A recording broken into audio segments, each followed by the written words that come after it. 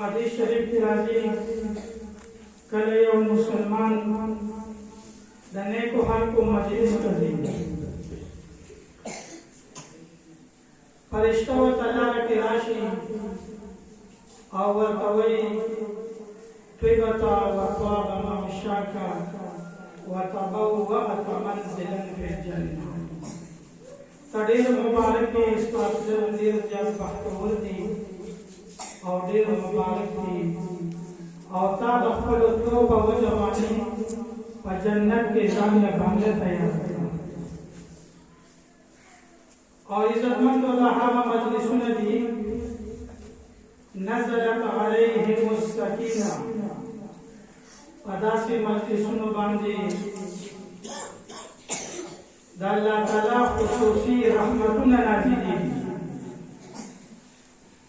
वग़शियतहुम रहमा और आम रहमतुन बिनाज़िली वहफ़्फ़तहुम मलाइका और दादा से मजालिस सुना फरिश्ते गिर जाके रखिएगा अल्लाह ताला सल्लल्लाहु अलैहि वसल्लम खजाने दी व एक मिन शैइन इल्ला इंदना खजाइन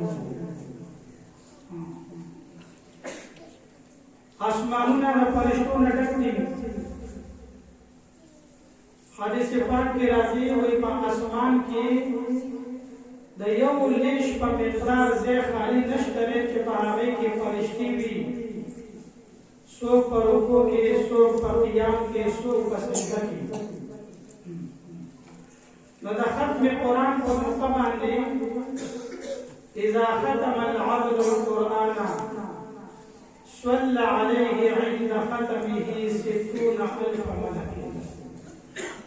शपेतज़र फरिश्ते अल्लाह जल्ल शानुहु अलैहि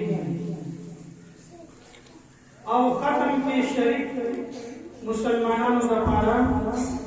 रहमत और माफ़िरत वाला बाड़ी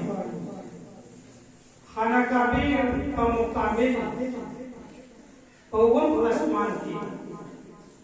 बैतुल मामूर दे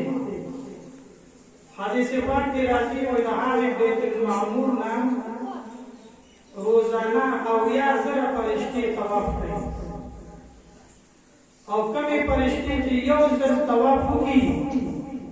तर क़यामत रोज़ कोई दहाड़ी नंबर बयान करे बेशुमार फरिश्ते अल्लाह से नदखत में कुरान पर मुकम्मल शपेतज़र फरिश्ते रखते हैं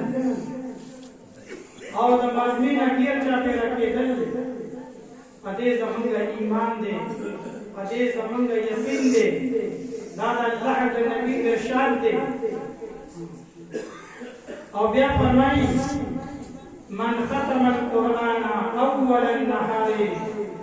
सल्लत अलैहि अल-मलाइका हत्ता युमसिया व मन खतमहु आखिर अन-नहारी सल्लत अलैहि अल-मलाइका हत्ता युस्बिहा। खत्म कुरान कदवरत लिपा अवले सकी कीगी नो तरमाहा मपूरी दर फरिश्ते दर रहमत और दर माफ़िरत वाला है। मजलिस बखतम शी दुआ बहुशी तासु बदार शे वदारी फरिश्तों ड्यूटी और जिम्मेदारी आज्ञा दर माहा मपूरी और कदवरत लिपा आखिर की खत्म कुरान कीगी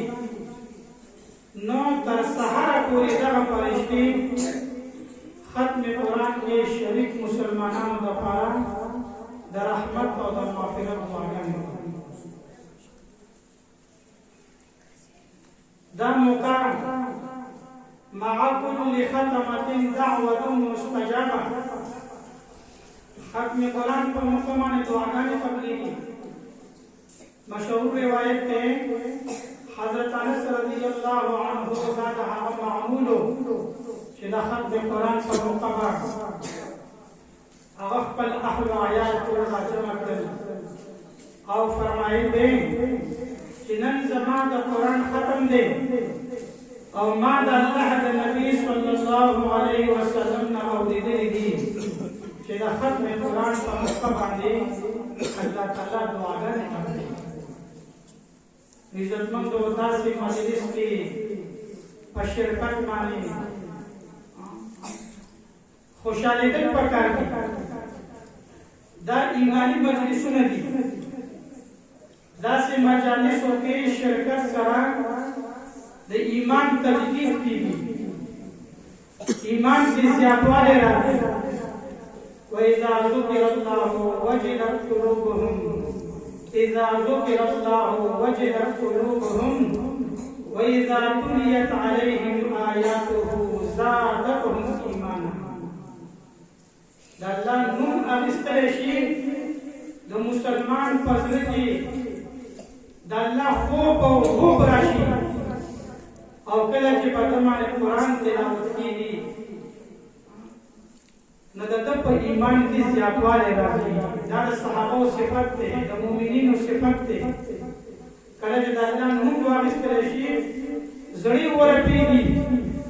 और कल के बदमाने कुरान तिलावत की दी कुरान बयानी की नदबी पर ईमान की ज़्यादवाले राशि नगोर अहवल ईमान द तजदीद ईमान फिक्र पका दे फल ईमान ताज़ा कवल अहवल ईमान द ज़्यादवाली फिक्र कवल और अहवल ईमान द तक़वियत द मजबूत जोड़े को फिक्र कवल नदासी मजालिसों के حدیث پاک کی راضی جلوس ساعت عند العلماء احب الى الله من عبادت الف سنه. د نیکو خلقو په مجلس کې شریکېدل دا الله تعالی ته د زرو کالو د نفلي عبادت نه هم زیاته خوښه ده. داسې مجلس کې شریکېدو معنی د الله تعالی شکر پکار دی. او بلې عزتمندو د دې مجلس نسبت هغه د قرآن سره دی. قرآن د الله تعالی محبوب کتاب دی. ټولو کتابونو کې دنیاوي او زمینی تمام کتابونو کې افضل اکمل او محکم مفصل و مدلل فصیح و بلیغ کتاب او قرآن پاک. قرآن د الله محبوب کلام دی. نو د قرآن په نسبت سره راجمع کېدل دا هم الله ته محبوب دي. قرآن مبارک کتاب دی. نو د قرآن په نسبت سره راجمع کېدل دا هم ستاسو ډېر زیات برکت والا کېږي. دا مبارک دي ستاسو سره راجمع کېدل.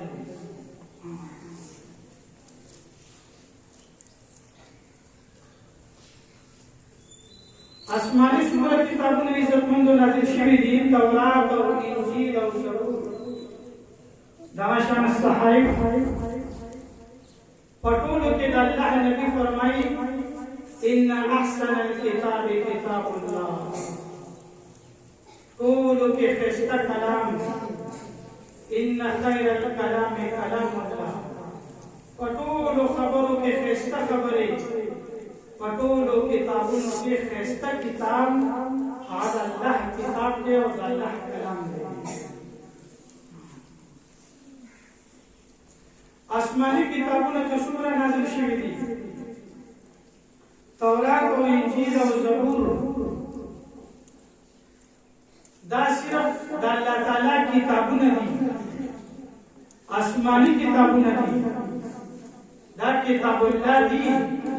و دا اللہ کلام نہ دے. قرآن کریم دا اللہ دا ذات نہ براہ راست وصل شوی کلام دے. تتبارک بالقرآن فإنه کلام اللہ وخرج منه. اللہ نبی فرمائے دا قرآن نہ برکتنا حاصل کئی ذکر کہ قرآن دا اللہ دا ذات نہ براہ راست وصل شوی کلام دے. د قرآن نه برکتونه حاصل نو باقی د قرآن نه علاوه باقی کتابونه دا صرف آسمانی کتابونه دي خو د الله کلام نه دی. د دې وجې قرآن کریم او باقی کتابونو کې فرق څه دی؟ د قرآن نه علاوه باقی کتابونه تورات او انجیل او زبور او صحائف دا په خپل نبی باندې په یو وخت کې لیکل شوي نازل شوي دي. په یو وخت کې په یو ځل لیکل شوي په خپل نبی باندې نازل شوي دي. او قرآن کریم الله تعالی خپل نبی صلی الله علیه وسلم باندې په واسطه د جبرئیل علیه السلام په دې اشکال کې دا تلاوت کړی شوی نازل شوی. جبرئیل علیه السلام په واسطه نبی علیه السلام باندې قرآن وحی راغلی را تلاوت کړی شوی دی. بیا د الله نبی صلی الله علیه وسلم صحابه ته د هغې د لیکلو حکم کړی دی. قرآن د نبی پاک صلی الله علیه وسلم په مقدس ډول کې دا کتابي شکل کې نو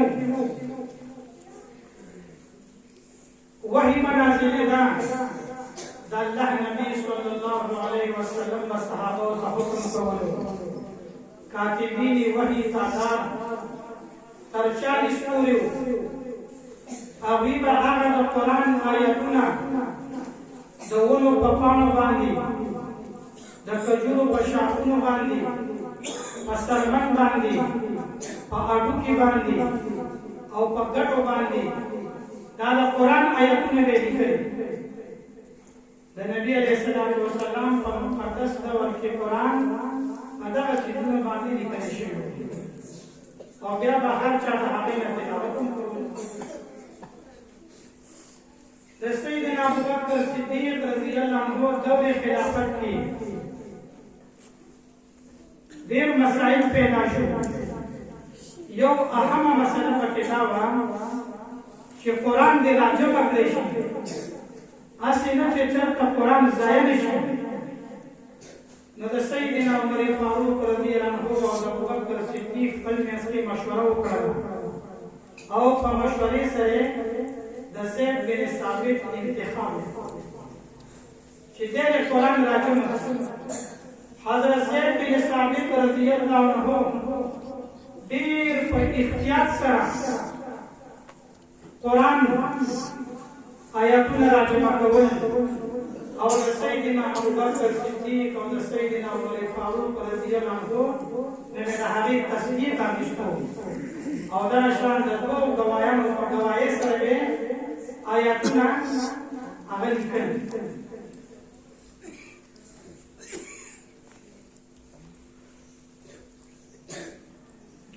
نو د سیدنا ابوبکر صدیق رضی الله عنه په دور کې زید بن ثابت رضی الله عنه قرآني آیاتونه راجمع کړل او د کاغذ په صحیفو باندې ولیکل شو، خو هر یو سورت هغه ځان ته په یو ورقه باندې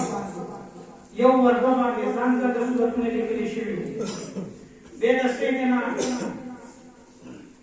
عثمان رضی الله عنه په دور کې قرآن سورتونه په کوم اوراقو باندې جدا جدا لیکل شوي وو، نو هغې له ترتیب ورکړل، سورتونو له ترتیب ورکړل شو او قرآن په یو داسې رسم الخط سره ولیکل شو چې هغې کې اووه خیرات راغلل او قرآن په 30 پارو کې په 30 اجزاو کې تقسیم کړل شو. بیا د حضرت علی رضی الله عنه په دور کې قرآن چونکې عربی ژبه کې او عرب هغې په قرآن پوهېدل، نو قرآن باندې زیر زبر پیش نقاط وغیره ته ضرورت نه و د هغې. نو د سیدنا حضرت علی رضی الله عنه په دور کې ابوالاسود دویلي سیدنا حضرت علی هغه ته حکم وکړو او د هغه د هدایت مطابق د هغه په حکم سره قرآن باندې اعراب او حرکات ولګول شو. او چونکې هغه چې کوم حرکات لګولي وو نو هغه د نقاطو په شکل کې وو، هغه د نقطو په شکل کې وو، نو په هغې باندې هم زموږ عجمي خلک نه پوهېدل. نو بیا د حجاج بن یوسف په دور کې هغه یو دوه کسانو ته حکم وکړو، نو باقاعده موجوده حرکات په هغې باندې ولګول شو چې نن کوم قرآن موجود دی دا هغه قرآن دی چې هغه د صحابه کرامو د تابعینو او د تبع تابعینو په محنتونو سره د هغې په کاوشونو سره د هغې په قربانو سره نن د هر ماشوم د هر مسلمان په هر کور کې په هر مرکز هر خانقاه هر مسجد کې هغه قرآن موجود دی. قرآن کریم عزتمندو دا د الله جل شانه کلام دی او دا د هدایت ذریعه ده، دا د رحمتونو د برکتونو ذریعه ده. او عزتمندو یاد ساتئ قرآن سره د قرآن رحمتونه او د قرآن برکتونه دا صرف په دې نه راځي چې ته قرآن راواله په المارۍ کې کېږده، المارۍ کې قرآن کې هوتو سره د هغې برکت نه راځي. د قرآن رحمتونه او د قرآن برکتونه او د قرآن انوارات او تجلیات هغه به هغه کس ته میلاویږي چې د چا د قرآن سره نسبت وي، د چا د قرآن سره تعلق وي. حافظ قرآن وي، د قرآن کریم تلاوت کوونکی وي، د قرآن علوم حاصلونکی وي هغه عالم وي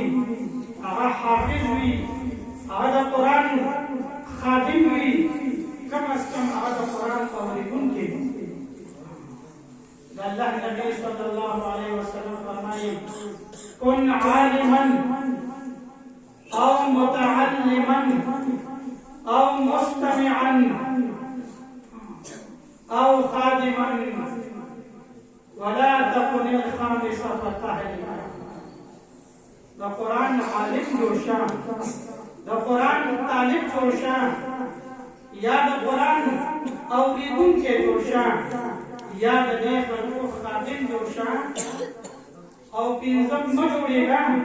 یعنې هلاک بشي د قرآن اورېدل دا یو لوی سعادت دی قرآن ته کتل هم عبادت دی څلور شیونه داسې دي چې هغې ته صرف په کتو کې اجر او ثواب دی هغوی ته کتل دا د عبادت اجر او ثواب لري یو قرآن دی قرآن ته ګوره په مینه سره په محبت سره تا ته به اجر ملاویږي تا ته به ثواب ملاویږي اوله درجه خو دا ده او بهتره درجه خو دا ده چې ته د قرآن یاد کړه قرآن په ناظره باندې ووایه د قرآن د یادولو او د قرآن د ویلو نیت وکړه عزتمندو قرآن سره نسبت هر مسلمان لپاره انتهایی